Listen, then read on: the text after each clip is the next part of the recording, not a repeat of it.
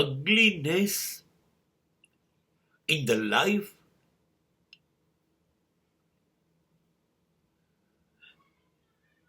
is a mannerless life.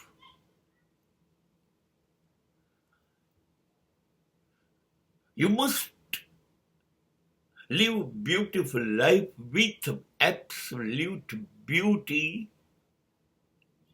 And then what is absolute beauty?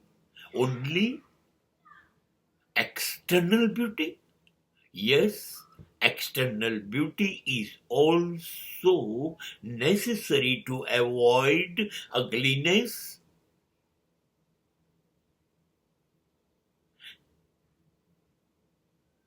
But you need beauty with a brain. You need a nice mannerism. You need beautiful mindset. You must live with your highest intellect.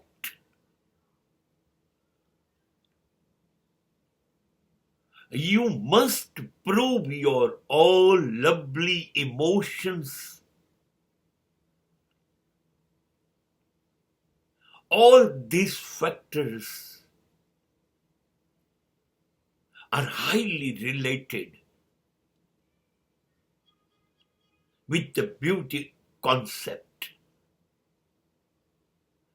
And if you're not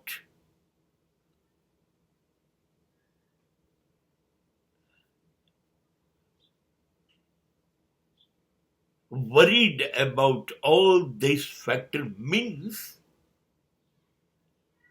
you've decided to live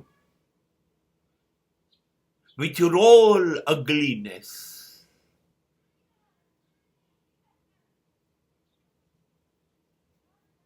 સુંદરતાનો અર્થ સુંદર રહેવું એ તો છે જ. કેટલાક લોકો ઉપર ઈશ્વર મહેરબાન છે.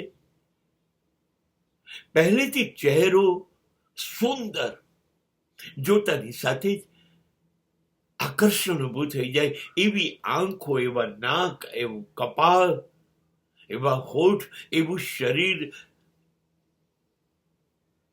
This is external beauty, but it is a blessing of nature. આ કુદરતના આશીર્વાદ. પણ એવું નથી બધા પાસે.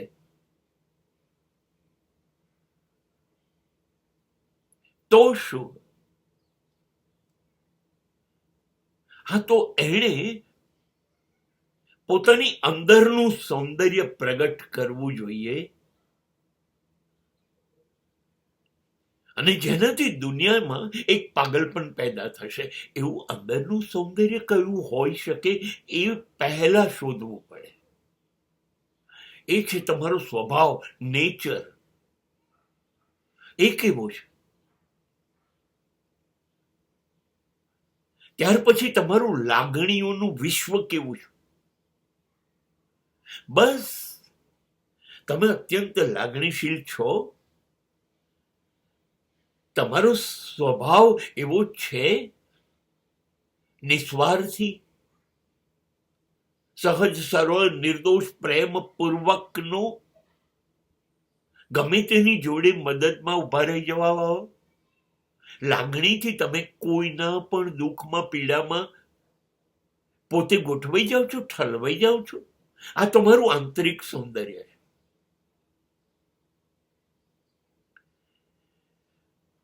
હા, હવે કુદરતે કદાચ તમારી પર રૂપની મહેરબાની ન કરી તો પણ લોકો તમે એમની જોડે રહો એવું ઈચ્છે.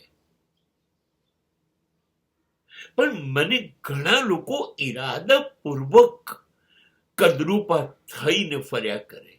એ બહુ વિચિત્ર લાગે છે. જાણે સમાજ સાથે વેર ના લેતા હોય. જાઓ, હું તો ગંદો જ ફરીશ.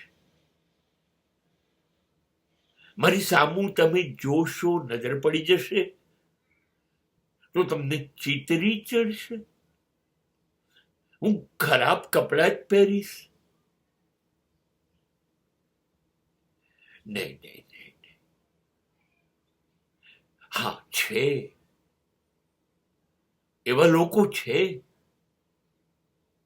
જે ઈરાદાપૂર્વક કદરૂપા થઈને ફર્યા કરે. ના, એવું ન કરો. એના માટે બહુ જ મોંઘા કપડા, મોંઘી જીવનશૈલીની જરૂર નથી. સ્વચ્છ સાદા સરળ કપડા પણ ચાલશે. પણ મેં કહ્યું એવું આંતરિક સૌંદર્ય હશે તો લોકો તમારી વેશભૂષા આ બધા તરફ નહીં જુએ, તો તમારા ગુણ તરફ જોશે અને કહેશે, વાહ, આ માણસ સાચે જ રૂપાયો છે.